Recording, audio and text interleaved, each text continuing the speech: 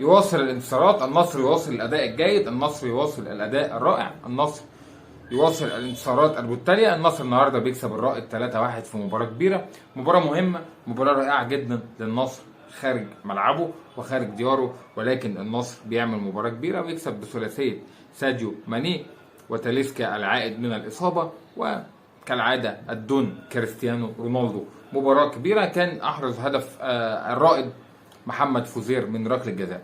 النهارده سلطان الغنام شايفه عمل مباراه اكثر من رائعه، عمل 2 اسيست في المباراه. سلطان الغنام يمكن باك يمين دايما بشيد بيه ودايما بتكلم عليه في كل مباريات النصر، كان عامل مباراه اكثر من رائعه. خط دفاع النصر خصوصا علي لجامي ايضا النهارده كان متالق بشكل كبير. اوتافيو قدام كان عامل مباراه اكثر من رائعه. ساديو ماني بدا زي ما قلنا يندمج اكثر واكثر وبدا يطلع اللي عنده، وبدانا نشوف نسخه ساديو ماني اللي احنا عارفينها. احرز هدف وكان متالق في المباراه. بصفة عامة تحركات كريستيانو رونالدو في الهجوم بتوسع لزمايله كتير جدا وبتفتح مساحات لعب لكل زمايله اللي جايين من ورا. زي ما بقول لكم اوتافيو بدأ يتحرك وبدأ يبان وبدأ يظهر بشكل جيد جدا مع نادي النصر.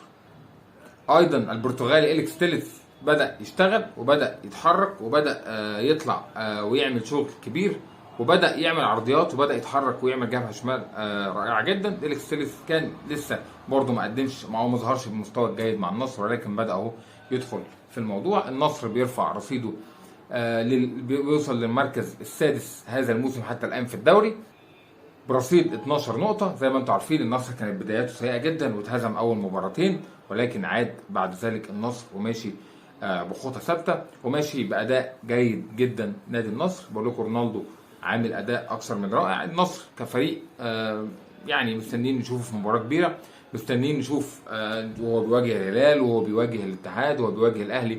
هتبقى مواجهات قوية وهتبقى مواجهات من العيار الثقيل. كلنا مستنيين مثل هذه المواجهات. ألف مبروك لكل جماهير النصر الفوز النهارده على نادي الرائد. عايز اشيد برضو بمحمد فوزير لعيب نادي الرائد، عمل مباراة كبيرة وكان بيحارب وحيدا في هذه المباراة أمام نادي النصر. شكرا.